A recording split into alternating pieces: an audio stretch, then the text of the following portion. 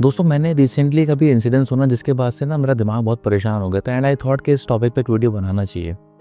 मुझे पता चला मेरे एक नोन है जिसकी सैलरी सिर्फ 50,000 है और उसने इतना बड़ा लोन लेके स्टॉक मार्केट में पैसा लगाया, मतलब शायद 25-30 लाख का लोन लेके स्टॉक मार्केट में पैसा लगाया और सब पैसा डूब गया। तो दोस्तों आज के इस कंटेंट में हम बात करेंगे उन रीजंस के ऊपर जिसकी वजह से लोग शायद मार्केट में बहुत ज़्यादा पैसा लूज कर रहे हैं और जिससे हमें सावधान रहना चाहिए। जो फर्स्ट रीज़न मेरे को समझ में आया वो ये है कि लोग स्टॉक मार्केट को ना गैम्बलिंग समझते हैं।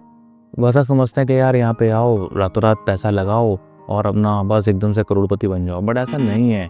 स्टॉक मार्केट वो जगह है जहाँ पे कि बिजनेस कंपनीज लिस्ट होती हैं, पब्लिक से पैसा लेती हैं अपने बिजनेस में डालने के लिए। तो it's a very organise system, एक डिफरेंट सिस्टम है। It's not a gambling place. यहाँ पे ऐसा नहीं है कि आप पैसा लेके आएंगे और वहाँ पे एकदम से पैसा 2-4 दिन में डबल हो जाएगा। नो डाउट यहाँ पे पैसा 100-100 गुना भी लोग करते हैं, बट इट टेक्स टाइम, ये ओवरनाइट नहीं होता।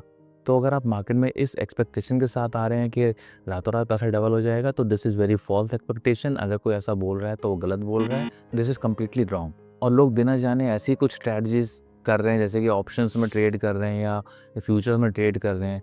ये मेरे को मार्केट करते हुए, मतलब मार्केट में रहते हुए बहुत लंबा समय हो गया, बट मुझे आज तक ये चीज़ें समझ में नहीं आती हैं। तो आई एम सरप्राइज़ कि जो आदमी अभी मार्केट में आया वो ऑप्शंस या फ्यूचर्स वो कैसे कर सकते हैं। It's a very risky product. तो आई रिक्वेस्ट कि आप किसी को सुन के, अपने किसी दोस्त की बात सुन के या किसी इन्फ्लुएंसर की बात सुन के आप ऐसा ना करें। जो दूसरा मेरे को रीज़न समझ में आया वो है कि प्रॉफिट्स का लोग बहुत पीछा करते हैं। मतलब उन्हें पता लगता है यार, कोई बोलता है यार ये शेयर तो ना 3 दिन में 50% बढ़ गया, तो लोग पैसा वहाँ डालना शुरू करते हैं। But you need to understand it's a very difficult ecosystem. यहाँ पे बहुत तरीके से बहुत कुछ हो सकता है। जो स्टॉक 3 दिन में 50% ऊपर जा सकता है, वो अगले 1 दिन में 50% नीचे भी आ सकता है। तो दोस्तों दिस इज़ नॉट ईज़ी। अगर आपको इन्वेस्टमेंट करना ही है, अगर आपको, तो आप अपना स्टडी कीजिए, रिसर्च कीजिए, अच्छे से चीज़ों को समझिए, उसके बाद ही किसी जगह पे इन्वेस्ट कीजिए। और किसी दोस्त के कहने पे या किसी इन्फ्लुएंसर के कहने पे तो कभी भी ऐसी इन्वेस्टमेंट मत कीजिए। इवन कि सेबी की लेटेस्ट रिसर्च भी ये बोलती है कि 90% लोग जो हैं वो लॉस में रहते हैं मार्केट के अंदर। जो तीसरी चीज़ मेरे को नज़र आई जिसकी वजह से लोग लॉस कर रहे हैं वो पेशेंस की कमी। मतलब बेसिकली वही जो हमने फर्स्ट पॉइंट में बात करी कि पैसा आज लगाया तो 2 दिन में डबल हो जाना चाहिए, ऐसा नहीं होता। आपको पेशेंस रखना पड़ेगा। तो फर्स्ट ऑफ ऑल आप सिर्फ वही पैसा इन्वेस्ट कीजिए रिसर्च करने के बाद जो कि आपका अपना है, आपने कहीं से लेवरेज में या लोन लेके नहीं किया है। और पेशेंस रखिए, आप अच्छी कंपनी में इन्वेस्ट कीजिए। See stock market is a very beautiful thing. ऐसा नहीं कि आपने किसी के बोला कि यार एबीसी कंपनी में पैसा लगा दो, आपने वहाँ पे लगा दिया और फिर आप बेचैन हो गए, यार मेरा पैसा नीचे जा रहा है, ऊपर जा रहा है। ऐसा मत कीजिए। Patience is the first thing that you require if you want to earn from stock market, right? तो पेशेंस लेके आइए स्टॉक मार्केट में, अदरवाइज मत आइए। फोर्थ रीज़न है कि जो नए इन्वेस्टर्स आ रहे हैं वो, उनके पास कोई स्ट्रैटेजी नहीं है। मतलब उनको पता नहीं कि करना है क्या है। अब उनको बस किसी ने बोल दिया या किसी किसी ने कह दिया, कुछ देख लिया, तो वो अपना पैसा लेके आ गए, चलो भैया लगा देते हैं पैसा यहाँ पे, बढ़ जाएगा। बट ऐसा नहीं होता। You have to make a clear strategy. कि स्ट्रैटेजी का मतलब कि आप कितना फंड कहाँ पे किस सेक्टर में एलोकेट करना चाहते हैं, आपकी रिटर्न एक्सपेक्टेशन क्या है, आप चाहते क्या हैं, आप किस पर्पज़ के साथ पैसा लगा रहे हैं।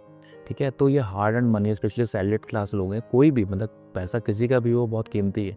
तो आप उसको, एक आप ₹500 का कपड़ा शर्ट भी खरीदते हैं तो भी आप 10 बार कपड़े को छू के देखते हैं, आप बार्गेनिंग करते हैं। बट आप कोई भी स्टॉक किसी के बोलने से ले लेते हैं, दिस इज़ नॉट करेक्ट। तो आपके पास स्ट्रैटेजी होनी चाहिए, आपकी स्टडी होनी चाहिए।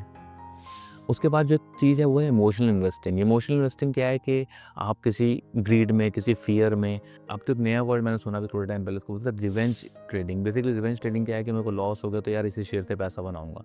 तो this is not possible at all. तो no doubt we are human, we are emotional.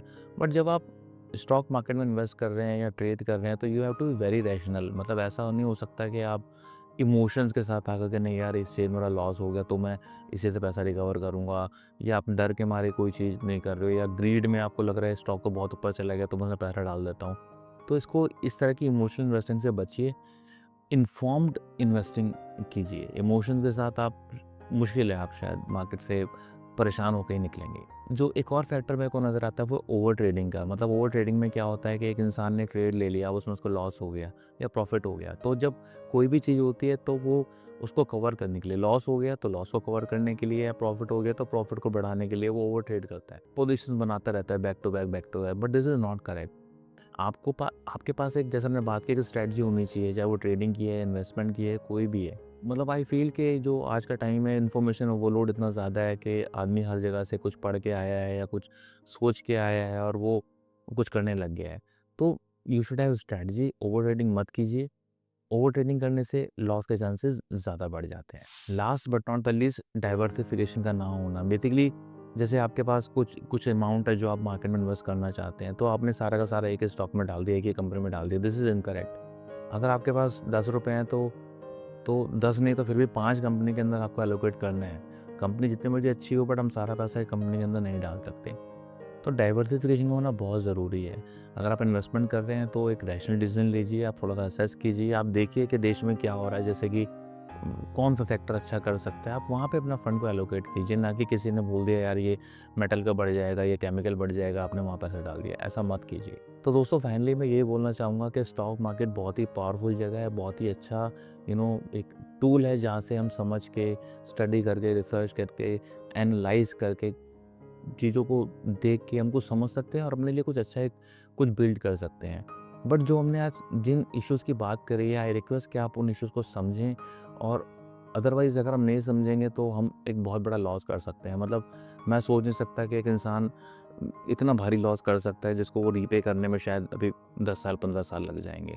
तो ऐसा बिल्कुल मत कीजिए। आपका पैसा है, संभाल के यूज़ कीजिए और अच्छे इन्वेस्टेड एंड इन्फॉर्म्ड डिसीजन लीजिए। आपने इस वीडियो को यहाँ तक देखा। आई होप कि इस वीडियो से कुछ मैं 1% आपको कुछ नई चीज़ इन्फॉर्म कर पाया होऊंगा। तो मिलते हैं अगले इसी तरह के इंटरेस्टिंग कंटेंट में। Thank you.